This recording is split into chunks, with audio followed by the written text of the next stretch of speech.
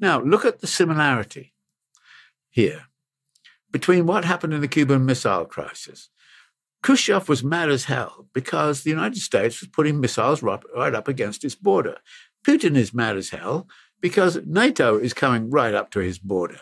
And NATO is not, in Putin's experience, a defensive organization. It's an offensive organization, and it takes offense, as it did, for example, in the Balkan Wars. And you see what NATO did in the bombing of Serbia, and you'll see that NATO is an interventionist. It is about trying to restructure the world in certain ways. Furthermore, NATO now controls all of Central Europe.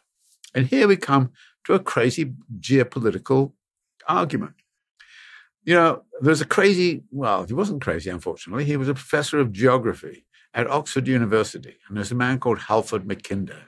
And Halford Mackinder, back in the early 2000s, right up to about 1942, was writing things about geopolitical strategy on the global level.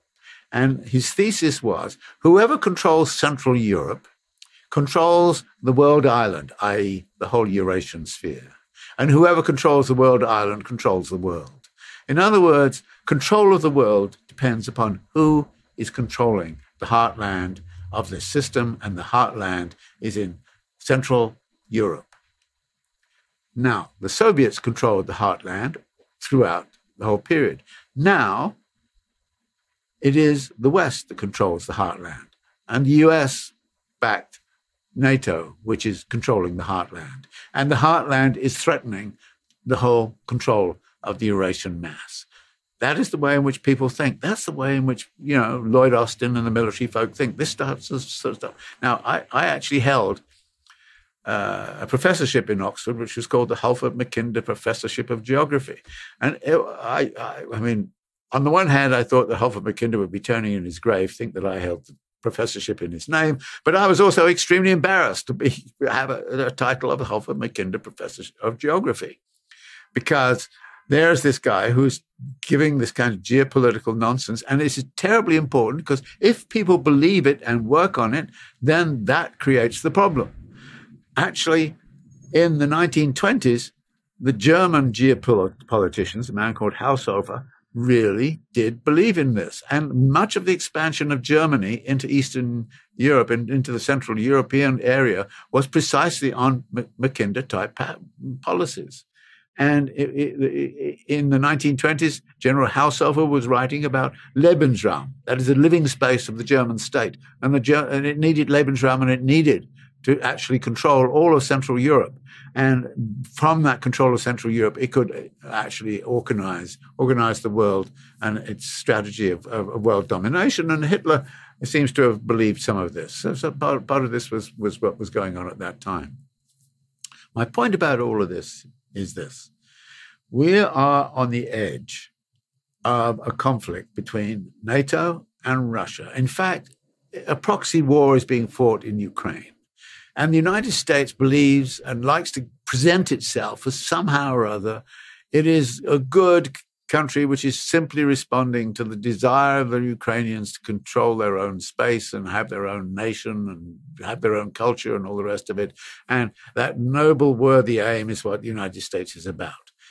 I demur.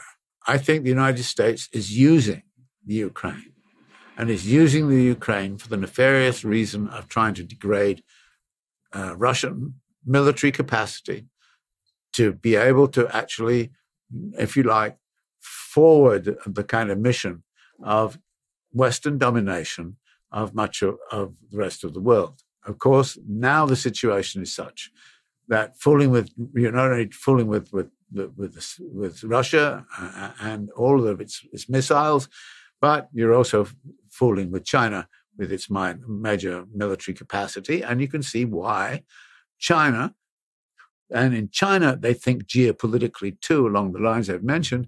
China is actually moving geopolitically through its Belt and Road Initiative and all the rest of it to try to regain some sort of control of what Mackinder called the world island.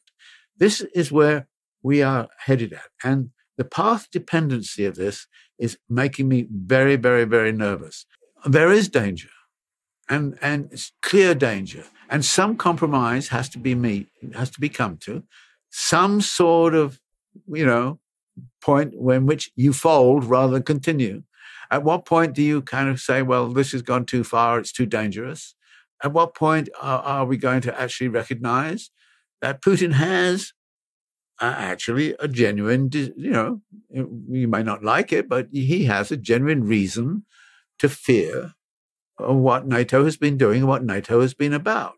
And that therefore, one of the answers, which I think should be on the calendar, is the complete demilitarization and denuclearization of the whole of Central Europe.